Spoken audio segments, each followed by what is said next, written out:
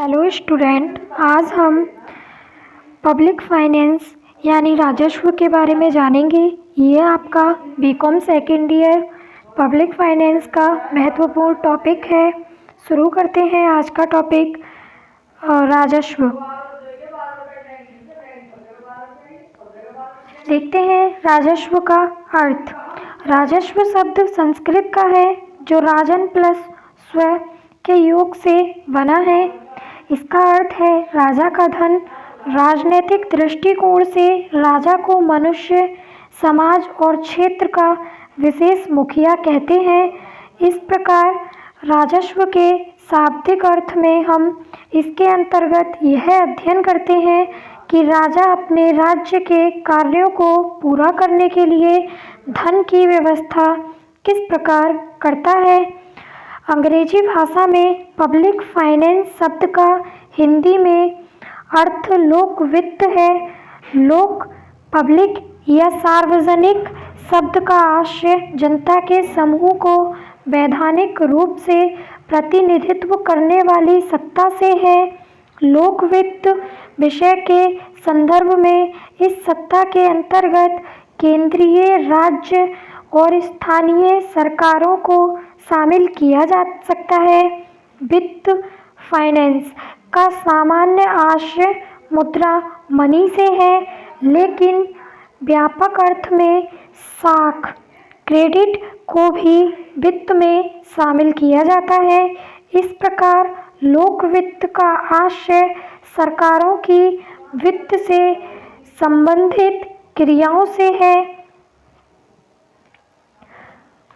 देखते हैं राजस्व की परिभाषाएं। Definitions of public finance.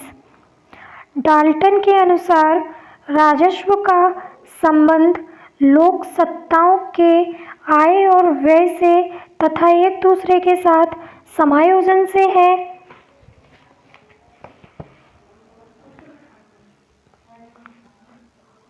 Shrimati Ursula Hicks के अनुसार राजस्व का मुख्य विषय उन विधियों का निरीक्षण एवं मूल्यांकन करना है जिनके द्वारा शासन संस्थाएं आवश्यकताओं की सामूहिक संतुष्टि करने का प्रबंध करती है और अपने उद्देश्यों की पूर्ति के लिए आवश्यक कोष प्राप्त करती है।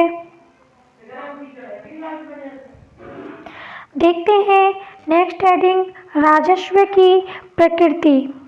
राजस्व की प्रकृति के संबंध में अर्थशास्त्र की भांति मूल प्रश्न यह उठता है कि राजस्व विज्ञान है या कला।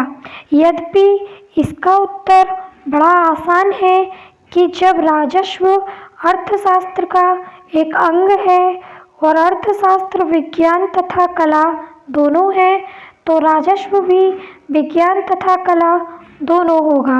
लेकिन फिर भी विश्लेषण करके इसकी पुष्टि की जा सकती है। राजस्व एक विज्ञान है। सामान्यतः किसी विषय के क्रमबद्ध अध्ययन को विज्ञान की संज्ञा दी जाती है। यदि विज्ञान के आशय को एक परिभाषा के रूप में रखें तो यह कहा जा सकता है कि विज्ञान नियमों का, सिद्धांतों का एक समूह होता है। यह नियम या सिद्धांत कारण और परिणाम के संबंध पर आधारित होते हैं, अर्थात इन सिद्धांतों का नियमों के आधार पर यदि हमें किसी तथ्य का परिणाम मालूम है तो उसके परिणामों का पता लगा सकते हैं, और यदि कारण मालूम है तो संभावित परिणामों का अनुमान लगा सकते हैं। इस आधार पर निश्चित रूप से ही राजस्व को विज्ञान कहा जा सकता है। देखते हैं राजस्व एक कला भी है। कला एक दिए हुए उद्देश्य की प्राप्ति के लिए नियमों की एक प्रणाली है, अर्थात किसी उद्देश्य को प्राप्त करने के लिए अपनाई गई विधि या प्रक्रिया को कला कहा जाता है। इस दृष्टि से राजस्व एक कला भी है। राजस्व को हम आदर्शात्मक विज्ञान मान चुके हैं और कला आदर्शात्मक विज्ञान की पूरक है। सरकार जिन उपायों से राजस्व के आदर्शात्मक पहलुओं की पूर्ति का प्रयास करती है, उन्हीं उपायों को कला के अंतर्गत शामिल किया जाता है और सरकार की वित्तीय क्रियाओं के संचालन के लिए बजट बनाना स्वयं में एक बहुत बड़ी कला है। उर्सुला हिक्स ने लिखा है, राजस्व एक कला है क्योंकि इसका संबंध वास्तविक समस्याओं से है।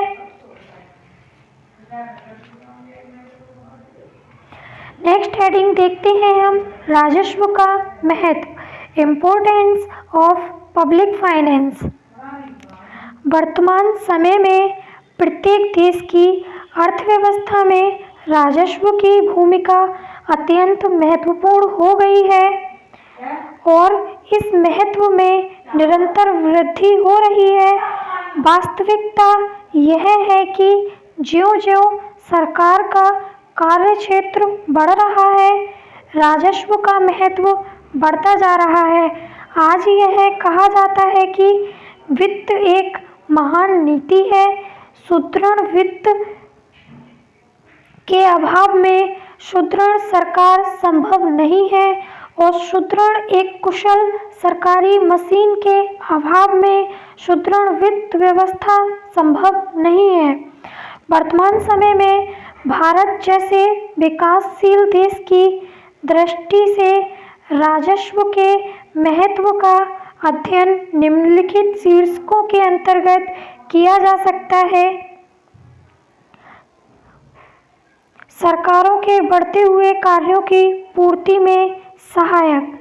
यह सर्वविदित है कि सरकार के कार्य क्षेत्रों में निरंतर वृद्धि हो रही है और बढ़ते हुए कार्यों को पूरा करने के लिए पर्याप्त वित्त और उस वित्त की उचित वितरण की आवश्यकता पड़ती है।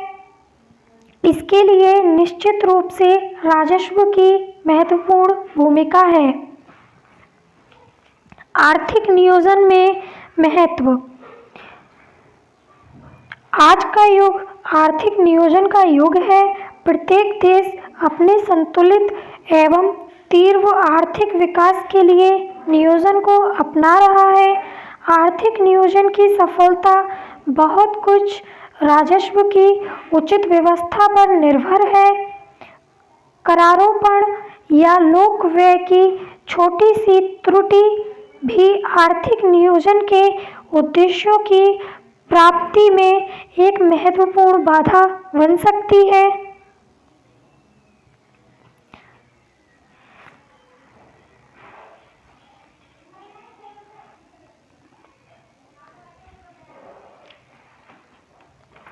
नेक्स्ट हेडिंग हम देखते हैं, राष्ट्रीय आय में वृद्धि। विकासशील देशों में राष्ट्रीय आय बढ़ाने की आवश्यकता पर जोर दिया जाता है। इस दृष्टि से भी राजस्व का विशिष्ट महत्व है। राजस्व नीति के द्वारा राष्ट्रीय आय में वृद्धि के लिए निम्न कदम उठाए जा सकते हैं। कर प्रणाली इस प्रकार की हो कि उसके द्वारा उपलब्ध साधनों में से अधिकतम बचत करके विनियोग किया जाए। सार्वजनिक व्यय और सार्वजनिक ऋण के उपयोग का अधिकांश भाग उत्पादक कार्यों में लगाया जाए। सरकार स्वयं विनियोक्ता और उत्पादन की भूमिका निर्वाह करे। व्यक्तिगत विनियोगों को विभिन्न तरीकों से प्रोत्साहित किया जाए।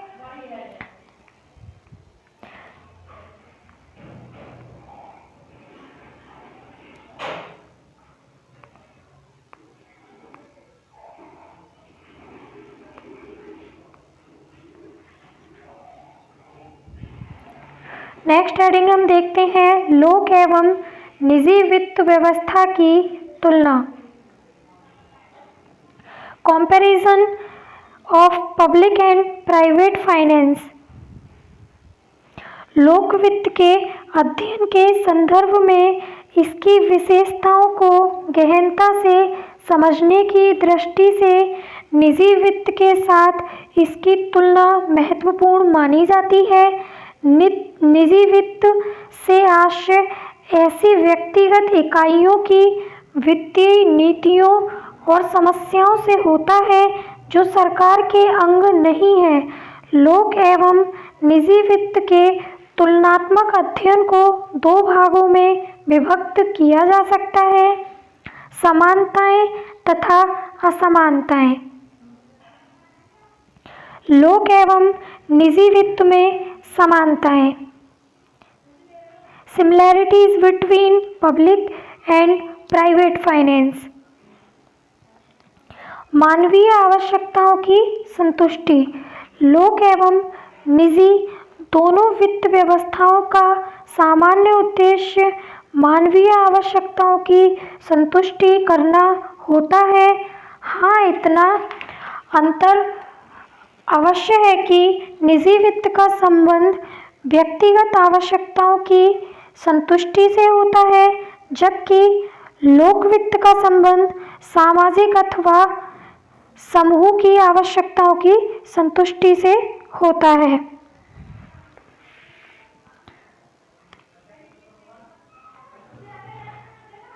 नेक्स्ट देखते हैं लोक एवं निजी वित्त में असमानताएं।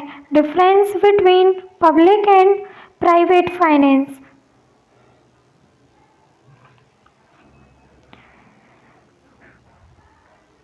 आय एवं व्यय में समायोजन। यद्यपि निजी आर्थिक इकाई और सरकार दोनों को अपनी आयों और व्ययों के मध्य समायोजन करना पड़ता है, लेकिन समायोजन के आधार में अंतर रहता है। एक व्यक्ति या निजी आर्थिक इकाई अपनी आय के अनुसार व्यय करती है, जबकि सरकार अपने व्ययों को देखकर आय की व्यवस्था करती है। इस अंतर का आधार यह है कि निजी वित्त व्यवस्था का संचालन उतने पांव पसारिए जितनी चादर होए के सिद्धांत के आधार पर होता है। इसके विपरीत राजस्व में सरकार पहले व्ययों का अनुमान करती है और फिर उनके अनुसार आय की योजना तैयार करती है।